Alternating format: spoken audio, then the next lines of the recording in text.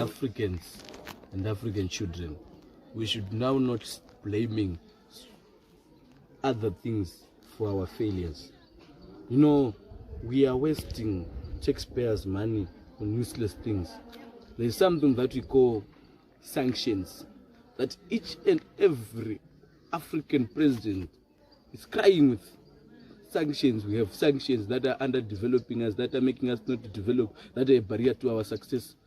Let me give you examples of sanctions.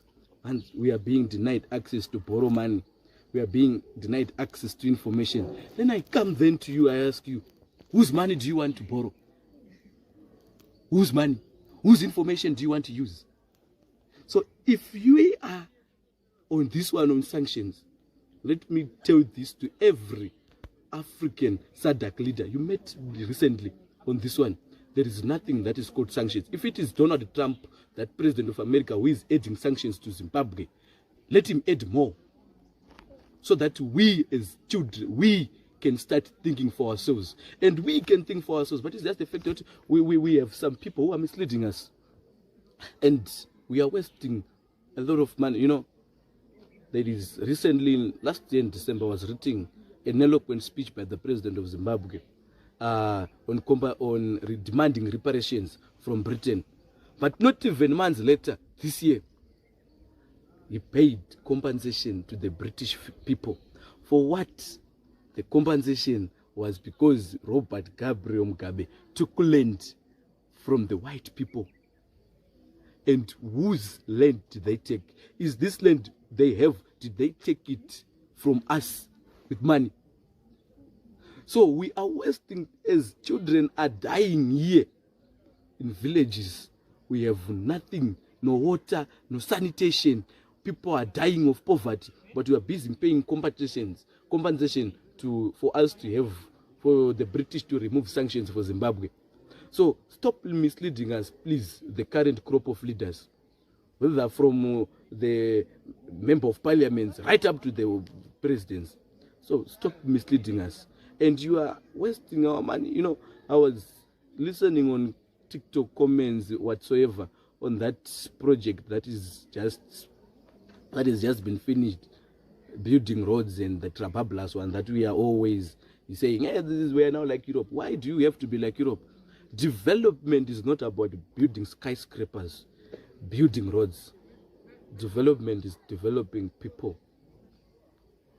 People in the rural areas are celebrating one boho,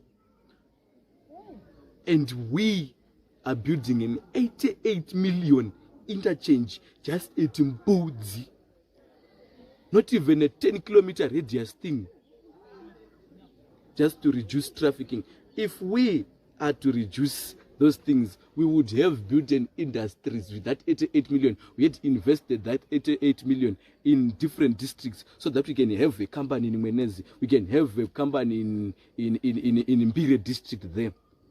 So that if people will not crowd themselves in Harare, we have people in every part of the country. So we have to deconstruct that thing. If it is so, in fact, it cannot be. But please stop misleading us, telling us things that will never work. And lastly, on this one, please stop bribing people who are in rural areas with chicken ins. Stop bribing people in rural areas with beans, with rice. You know, the typical African leader of this time, what he does is impoverish people by giving them these shady things, assorted rubbish, so that we can be attractive. They can be attractive to us. So on this one, we are not going to continue to look at these things happening. Non-governmental organization, NGOs, we should also ban those things in our continent if we are to realize who Africa is. And we should not continue to remind our children that we are important, that we are who we are. We are Africans. We are the black men. We are the people who stand up for ourselves. The young blood of Africa no longer tolerate what the old blood is doing. And African leaders, we have to accept the fate of time. Count how old were you when you got into the liberation struggle? It was 17, if it is to my president. But that's when you had the energy to push for things to change Zimbabwe. We will not take Zimbabwe using guns, as you say, we will not take Zimbabwe using guns. We are just going to take what is ours, because we are the ones who are going to remain here. And I may seem as if I'm just speaking as a no one. But if it is in the African mind, in his DNA, in who he is in his mind, it will come a day that they will stand up and replace you. And I will tell you this, please start preparing to move from those positions now. If not, as I'm speaking now. Thank you. Yeah, Apiram. Last but not least, participation. Participation is then involvement. You know, we as African children, I've been found, I have people who work at the office of the president cabinet. They're telling me that you may shout and shout, but nothing is going to happen. But we as the children of Africa, we now know that if we do not stand up for ourselves, then that now nothing is going to happen. We are being told our voice has to be heard. Is it our voice has to be heard, or we have the voice that have to be listened to? It is easier to build strong children to replace broken old men. 1. 2, there is no change that will ever come in any countries that is going to be brought by an old man. Every old man who is presiding over in any African country, starting with where I live, Zimbabwe, should go home and sleep. They are the ones who are entering into useless negotiations, killing us. What are we going to be having tomorrow? Every old man will always go where other old people went. Whether the children, us as the children, we address these issues or we don't, we are the ones who are going to be left with this country. So as children in this one of participation, it is us who should demand for participation, not through these useless speeches, but through action. We now want to act. And if the leaders continue to mislead us as they are doing, not even if they continue, even if we continue to have old men presiding over us, you start losing who you are at 60. And we are being told we have to participate and so forth. But the retirement age, if it in Zimbabwe, have been increased up to 70 years. Such an extent that many of the people who are having children now are having children in their 20s. And when you're at 70, then your child is at 50. So are you telling us we are going to start working at 50 years? Think about this one as the African child. We are no longer going to sit back and relax as we are dying. It is better that we die after we have addressed this. Hector Peterson, that 13-year-old boy, was shot dead, but he had addressed that we have to change, and we will change. No matter what happens, no matter you push us back, we will change. If it is time, freedom is coming tomorrow. Mandra in South Africa.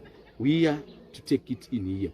And in a nutshell joke, we have also to respond to the African unity.